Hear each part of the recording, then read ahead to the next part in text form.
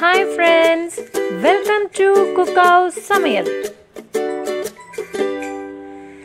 வாங்க இன்னைக்கு சுவையான prawn fry வீட்லயே செய்யறது எப்படின்னு பார்க்கலாம். அதுக்கு 1/4 கிலோ prawn எடுத்து வச்சிருக்கேன். அதில் 1/4 டீஸ்பூன் அளவுக்கு மஞ்சள் தூள், 1 டீஸ்பூன் அளவுக்கு மிளகாய் தூள்,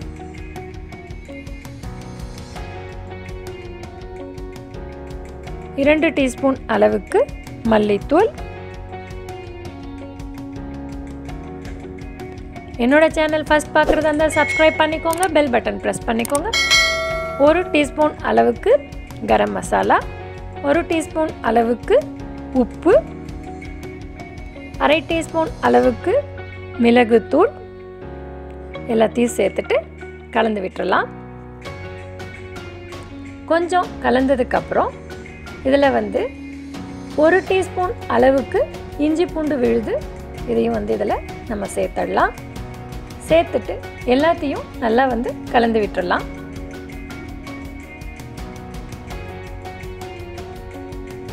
பாருங்கள் ஃப்ரெண்ட்ஸ், இது போல் எல்லாமே நல்லா கலந்துட்டு ஒரு 1/2 hour போல் இதை நம்ம அப்படியே எடுத்து வச்சிடலாம்.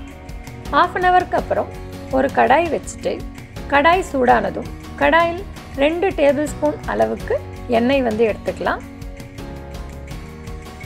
எண்ணெய் சூடானதும் நம்ம ஊற வச்சிருந்த அந்த இறால் அப்படின்னு சொல்லக்கூடிய ப்ரானை இதில் சேர்த்துடலாம்.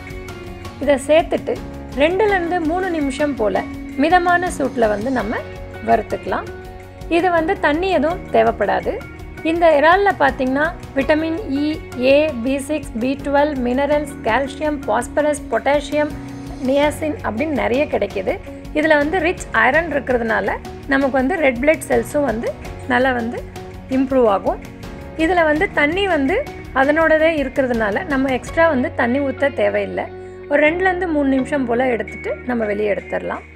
வேறொரு கடாய் வச்சுட்டு அந்த கடாயிலையும் 2 டேபிள் ஸ்பூன் அளவுக்கு எண்ணெய் சேர்த்துக்கலாம். இது பிடிச்சிருந்தனா நீங்கள் சப்ஸ்கிரைப் பண்ணுங்கள், லைக் பண்ணுங்கள், ஷேர் பண்ணுங்கள். எண்ணெய் சூடானதும் 4 பச்சை மிளகாய் இதில் நான் சேர்த்துருக்கேன். கொஞ்சோண்டு கறி லீவ்ஸும் சேர்த்துக்கலாம். இது ரெண்டும் நல்லா பொரிஞ்சதுக்கப்புறம் இதில் ஒரு பெரிய சைஸ் ஆனியனை நீல நீளமாக அறுத்து எடுத்து வச்சுருக்கேன். பாருங்கள், இது போல் இதையும் இதில் நம்ம சேர்த்துடலாம். சேர்த்துட்டு மிதமான சூட்டில் இதை வறுத்துக்கலாம். பாருங்கள், இந்த அளவில் போதுமானதாக இருக்கும். இந்த ஸ்டேஜில் நம்ம ஆல்ரெடி ஃப்ரை பண்ணி செப்பரேட்டாக எடுத்து வச்சுருக்கக்கூடிய இறாலை இதில் சேர்த்துடலாம். இதையும் சேர்த்ததுக்கப்புறம் நல்லா கலந்து விட்டுறலாம். கலந்ததுக்கப்புறம் ஒரு 2 நிமிஷம் போல் மிதமான சூட்டில் வச்சு இது குக் பண்ணாலே போதுமானதாக இருக்கும். இறால் ரொம்ப சீக்கிரமாக ப்ரிப்பேர் ஆகிடும். அதே டைமில் ரொம்ப சுவையாகவும் இருக்கும். குழந்தைங்களுக்கெல்லாம் ரொம்ப பிடிச்சதாக இருக்கும். நீங்களும் வீட்டில் ட்ரை பண்ணி பாருங்கள். கண்டிப்பாக உங்களுக்கு இந்த சிம்பிள் மெத்தட் ரொம்பவே பிடிக்கும். பிடிச்சதுன்னா என்னோட சேனலுக்கு சப்ஸ்கிரைப் பண்ணுங்கள். Eat healthy, be healthy. Thanks for watching my channel.